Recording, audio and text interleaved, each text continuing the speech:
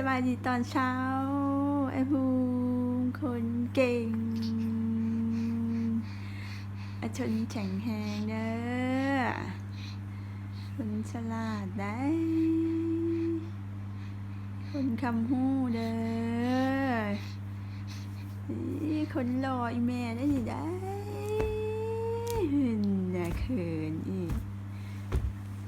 หวานหวานหวานหวานหวานนี่ยิ้มหวานซะเห็นไหมยิ้มหวาน